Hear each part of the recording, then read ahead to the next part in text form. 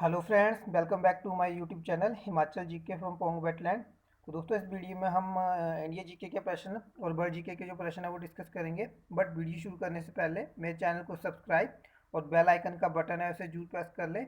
और India GK की previous video देखने के लिए आप डिस्क्रिप्शन बॉक्स में प्लेलिस्ट का लिंक फॉलो कर सकते हैं, वहाँ से आपको इंडिया जीके की प्रीवियस वीडियो मिल जाएंगी। और दोस्तों, वीडियो को लाइक जरूर करें ताकि मेरी वीडियो जो है वो अधिक से अधिक लोगों तक पहुँच सके। तो चलिए शुरू करते हैं। पहला प्रश्न है हमारे पास 150। The famous Indo Greek king who embraced Buddhism was, किस प्रसिद्ध भारतीय ग्रीक राजा ने बौद्ध धर्म को अपनाया था? तो दोस्तों अपनाया था ऑप्शन बी मेनेंडर ने। ठीक है दोस्तों, भारत पर शासन करने के लिए प्रसिद्ध भारतीय यूनानी शासक अपने विषयों के साथ न्याय और लोकप्रियता के लिए जाना जाने वाला मिनांडर था। मिनांडर एक भारतीय यूनानी राजा था जिसे नागासेन ने बौद्ध धर्म में परिवर्तित कर दिया था। मिनांडर को विभिन्न पाली ग्रंथों में मिनाद्र या मिलिंडा के रूप में भी जाना जाता था। मिनांडर जो था वो 165 से 145 ईसा पूर्व का शासक था। इसकी राजधानी शाकल जो कि आज का जो सियालकोट है वहाँ पे थी, वो एक शिक्षा का प्रमुख केंद्र था। मिनांडर के प्रश्न एवं नागसेन द्वारा दिए गए उत्तर एक पुस्तक में के रूप में संग्रहित हैं, तो जिसका नाम जो लिखा गया है मिलिंद पन्हो, अर्थात मिलिंद के प्रश्न या मिलिंद प्रश्न। ठीक है, 116 है। Which river is not mentioned frequently in Rigvedic hymns, कौन सी नदी का जिक्र ऋग्वेद के श्लोकों में प्राय नहीं किया गया है? दोस्तों, वो नहीं किया गया है ऑप्शन बी ब्रह्मपुत्र। ठीक है, ब्रह्मपुत्र नदी के बारे में ऋग्वेद में नहीं बोला गया है। ठीक है दोस्तों, ऋग्वेद में सबसे अधिक उल्लेख जो है वो सिंधु नदी है, और ऋग्वेद की जो सबसे पवित्र नदी है उसे सरस्वती को बताया गया है। ऋग्वेद में दोस्तों गंगा का उल्लेख एक बार, यमुना का उल्लेख 3 बार किया गया है। 117 है। Sriperumbudur a temple town is the birth place of, Sriperumbudur एक मंदिरों का नगर है कि किसका जन्म स्थल है? तो दोस्तों ये है ऑप्शन डी रामानुज। ठीक है, 117 का डी राइट ऑप्शन है। दोस्तों, रामानुजाचार्य का जन्म 1017 ईस्वी में मद्रास के निकट पेरुम्बर नामक स्थान पर हुआ था। इनके गुरु का नाम यादव प्रकाश था। रामानुजाचार्य ने जो थे वो वेदांत के प्रवर्तक थे, और वो ऐसे वैष्णव संत थे जिनका भक्ति परंपरा पर बहुत गहरा प्रभाव था। तो रामानुजाचार्य के शिष्य में रामानंद थे, और रामानंद के जो शिष्य थे उनमें कबीर, रैदास और सूरदास प्रमुख रहे हैं। नेक्स्ट क्वेश्चन है 118। Who amongst the British general defeated Peshwa Bajirao second, निम्न ब्रिटिश जनरलों में से किसने पेशवा बाजीराव द्वितीय को हराया था? तो दोस्तों वो हराया था ऑप्शन बी मेलकम ने। ठीक है, 118 का बी राइट ऑप्शन है। ठीक है दोस्तों, पेशवा बाजीराव सेकंड को मेलकम ने हराया था। बाजीराव सेकंड अंतिम पेशवा था जो अंग्रेजों की सहायता से पेशवा बना था। मराठों के पतन में सर्वाधिक योगदान इसी का था। यह सहायक संधि करने वाला प्रथम मराठा सरदार था। पेशवा बाजीराव सेकंड ने कोरेगाम एवं अष्टी के युद्ध में हारने के बाद फरवरी 1818 ईस्वी में मेलकम के सम्मुख आत्मसमर्पण कर दिया। अंग्रेजों ने पेशवा के पद को समाप्त कर बाजीराव द्वितीय को पुणे से हटाकर कानपुर के निकट बिठूर में पेंशन पर जीने के लिए भेज दिया, जहां 1853 में उसकी मृत्यु जो वो हुई थी। नेक्स्ट क्वेश्चन है 119। The caves and rock cut temple at Ellora are, Ellora की गुफाएं एवं शैल ताराक्षित मंदिर हैं। तो दोस्तों ये हैं बुद्धिज्म, जैनिज्म, हिंदुइज्म, यानी ऑल ऑफ दीज। इसका डी जो है वो राइट ऑप्शन होगा 119 का। दोस्तों, एलोरा गुफाओं का निर्माण जो है वो राष्ट्रकूटों के समय ही हुआ। एलोरा में 34 शैलकृत गुफाएं हैं, जिसमें कि 1 से 12 तक जो गुफा है वो बौद्ध धर्म से संबंधित है, और 13 से 29 तक जो है वो हिंदुओं से संबंधित है, और 30 से जो है 34 तक की जो है वो जैन धर्म से संबंधित गुफाएं हैं। ठीक है दोस्तों, एलोरा गुफाओं का सर्वप्रथम उल्लेख जो है वो फ्रांसीसी यात्री थेबिनेट ने 17वीं शताब्दी में किया था। नेक्स्ट क्वेश्चन है 120।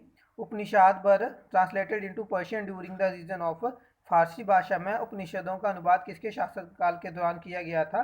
तो दोस्तों ये किया गया था ऑप्शन बी शाहजहाँ के शासनकाल में। ठीक है, 120 का बी राइट ऑप्शन है। दोस्तों, शाहजहाँ के पुत्रों में दाराशिको सर्वाधिक विद्वान था। इसने भगवत गीता, योग विशिष्ट उपनिषद एवं रामायण का अनुवाद फारसी में कराया। इसने सदर अकबर महान रहस्य नाम से जो था उपनिषद का अनुवाद करवाया था। दाराशिको कादरी सिलसिले के मुल्ला शाह बदखशी का शिष्य था।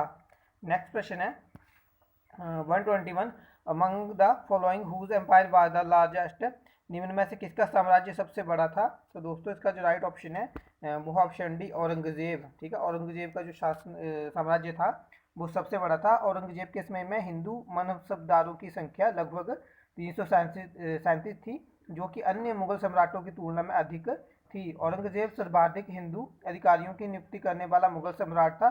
औरंगजेब का जन्म 24 अक्टूबर 1618 को दुहाद, गुजरात नामक स्थान, गुजरात में पड़ता है दुहाद, तो उस स्थान पर हुआ था। औरंगजेब 31 जुलाई 1658 को गद्दी पर बैठा। औरंगजेब सुन्नी धर्म को मानता था, इसे जिंदा पीर भी कहा गया है। औरंगजेब ने 1666 ईस्वी को शिवाजी को कैद किया था और इसने जो है इस्लाम धर्म स्वीकार न करने के कारण सिखों के 9वें गुरु गुरु तेग बहादुर जी सिंह की हत्या 1675 ईस्वी में दिल्ली में करवाई थी।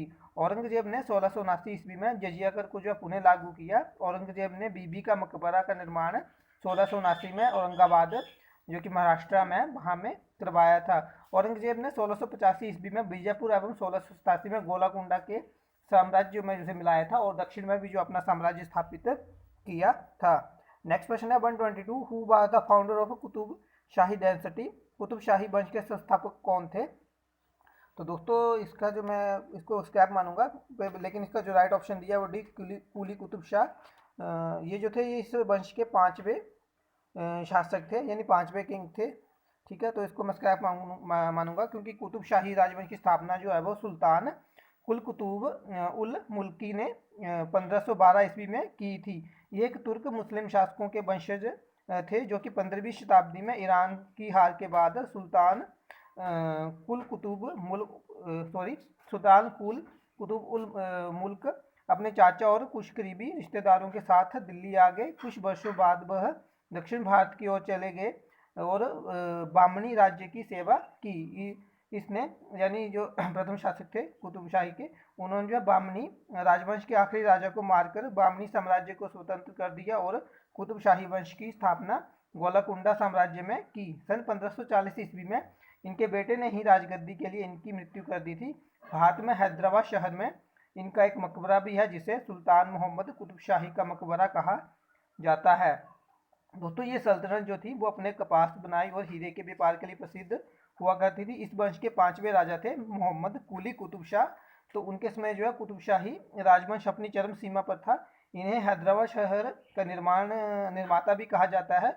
ये एक कला प्रेमी होने के साथ साथ अरबी, फारसी, उर्दू और तेलुगु भाषा के स्कॉलर थे। इन्होंने 1580 ईस्वी से लेकर 1662 ईस्वी तक राज किया। इन्होंने जो चार मीनार और मक्का मस्जिद जैसे महान मकबरे जो हैदराबाद में बनाए थे। और दोस्तों इस वंश का जो अंतिम शासक था वो था Hasan Qutub Shah.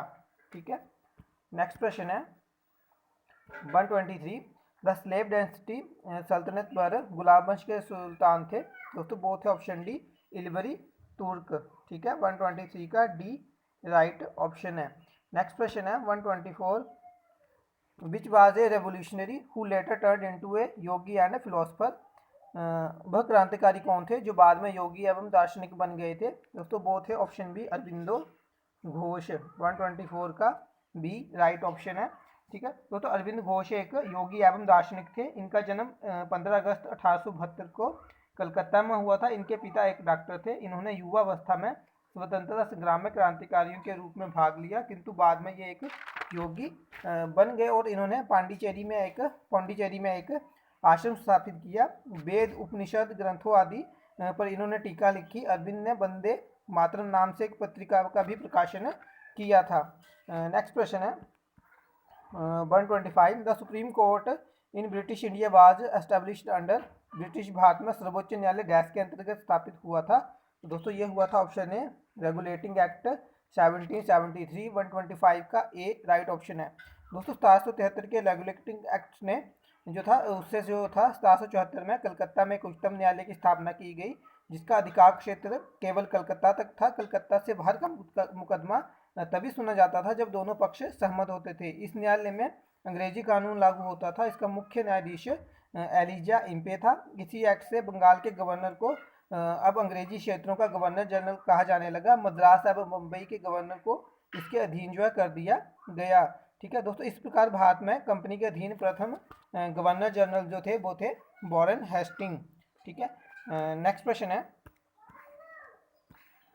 139, which of the following language were added in 8th schedule later. निम्न में से कौन सी भाषाएं बाद में 8वीं अनुसूची में शामिल की गई थी। तो दोस्तों ये थी ऑप्शन सी, सिंधी और कोंकणी, मणिपुरी और नेपाली। ठीक है, ये बाद में ऐड की गई थी। ठीक है दोस्तों, संविधान की 8वीं अनुसूची के अनुसार कुल 22 भाषाओं को राजभाषा के रूप में मान्यता प्राप्त है। इसमें असमिया, बंगाल, गुजराती, हिंदी, कन्नड़, कश्मीरी, मलयालम, मराठी, उड़िया, पंजाबी, संस्कृत, सिंधी। दोस्तों सिंधी को जो है 8वीं अनुसूची में 1967 में संविधान के 21वें संशोधन द्वारा जोड़ा गया था। ठीक है, फिर दोस्तों उसके बाद तमिल, तेलुगु, उर्दू, कोंकणी, मणिपुरी, नेपाली, मैथिली, संथाली, डोगरी और बोडो। ठीक है दोस्तों, 1992 के 71वें संशोधन के द्वारा मणिपुरी, कोंकणी एवं नेपाली को 8वीं अनुसूची में जोड़ा गया और 92वें संविधान संशोधन 2003 में से जो है 8वीं अनुसूची में मैथिली, संथाली, डोगरी एवं बोडो को भाषाओं को जो है उसमें जोड़ा गया था। और दोस्तों संविधान के भाग 17 के अनुच्छेद 343 के अनुसार संघ की जो राजभाषा है वो हिंदी और लिपि जो है वो देवनागरी होगी। ठीक है, नेक्स्ट प्रश्न है और लास्ट प्रश्न है इस वीडियो का 140, in which case the Supreme Court held that fundamental rights are unamendable. ठीक है, किस मुकदमे में सर्वोच्च न्यायालय ने कहा कि मौलिक अधिकारों में संशोधन नहीं किया जा सकता है। तो दोस्तों ये है ऑप्शन डी, गोलकनाथ केस 140 का डी राइट ऑप्शन है। ठीक है दोस्तों, गोलकनाथ बना पंजाब राज्य 1967 के निर्णय से पूर्व दिए गए निर्णय में यह निर्धारित किया गया था कि संविधान के किसी भी भाग में संशोधन किया जा सकता है जिसमें अनुच्छेद 368 एवं मूल अधिकार को शामिल किया गया था। दोस्तों ये पंजाब इस केस के बारे में थोड़ा डिटेल में जानते हैं। तो दोस्तों पंजाब में एक निश्चित परिवार हेनरी और विलियम गोलकनाथ के पास 500 एकड़ खेत थे। हालांकि 1953 में पंजाब सरकार पंजाब सुरक्षा और भूमि कार्यकाल अधिनियम के साथ आई। अधिनियम के अनुसार एक व्यक्ति केवल 30 मानक एकड़ या 60 साधारण एकड़ भूमि का मालिक हो सकता है, लेकिन गोलकनाथ परिवार को अतिरिक्त भूमि छोड़ने का आदेश दिया गया था और उक्त भूमि में से केवल 30 एकड़ जमीन रखने की अनुमति दी गई थी। 30 एकड़ भूमि के अलावा कुछ एकड़ भूमि काश्तकारों के पास जाएगी। गोलकनाथ परिवार ने 1953 के अधिनियम की वैधता को चुनौती देते हुए अदालत गया। परिवार का मुख्य तर्क था कि 1953 के कानून से अनुच्छेद 19(1)(f) में निहित संपत्ति के मालिक होने के उनके अधिकार को बाधित किया है। कानून ने उन्हें अपनी पसंद के पेशे के साथ आगे बढ़ने से भी रोक दिया है। कानून ने समान सुरक्षा पाने के अधिकार को खतरे में डाल दिया, जैसा कि भारतीय संविधान के अनुच्छेद 14 में कहा गया है। ऊपर से परिवार ने समान सुरक्षा पाने के उनके अधिकार को खतरे में डाल दिया, जैसा कि भारतीय ये हो गया अनुच्छेद में हो गया था। ऊपर से परिवार ने अदालत से 70वें संशोधन जिसके जरिए 1953 का कानून अस्तित्व में आया था को भी गैर कानूनी घोषित करने का आग्रह किया था। ठीक है, तो दोस्तों इसमें जो कोर्ट ने जो निर्णय दिया था उसमें जो न्यायमूर्ति थी वो सुब्बा राव थे। उन्होंने इस निष्कर्ष पर पहुंचे कि 70वें संशोधन ने संविधान द्वारा भारतीय नागरिकों को दिए गए किसी भी भूमि को प्राप्त करने और किसी भी कानूनी पेशे में शामिल होने के मौलिक अधिकारों का उल्लंघन किया है। हालांकि चूंकि उन्होंने प्रोस्पेक्टिव ऑफ रूलिंग के सिद्धांत का इस्तेमाल किया, इसलिए सुप्रीम कोर्ट के फैसले ने 70वें संशोधन की वैधता को प्रभावित नहीं किया और इसलिए 1953 का कानून हालांकि न्यायमूर्ति सुब्बा राव ने कहा कि तब से संसद के पास संविधान के भाग 3 में कोई संशोधन करने की शक्ति नहीं होगी जो नागरिकों के मौलिक अधिकार से संबंधित होगा। ठीक है दोस्तों, अब जो संपत्ति का अधिकार था ये पहले 19(1)(f) के अंडर था। इसे जो है 1978 में जो है हटा दिया गया था। 44 से संविधान संशोधन है। अब इसे जो है संविधान के अनुच्छेद 300 क के अंतर्गत जो है वो लीगल राइट के अंडर जो है इसे दिया गया है। तो दोस्तों ये थे आज के प्रश्न। आई होप आपको वीडियो अच्छी लगे। अगर आपको वीडियो अच्छी लगती है तो इसे लाइक करें, शेयर करें और मेरे चैनल को सब्सक्राइब कर लें। नेक्स्ट वीडियो में मिलेंगे, तब तक के लिए गुड बाय। जय हिंद, जय भारत, जय हिमाचल।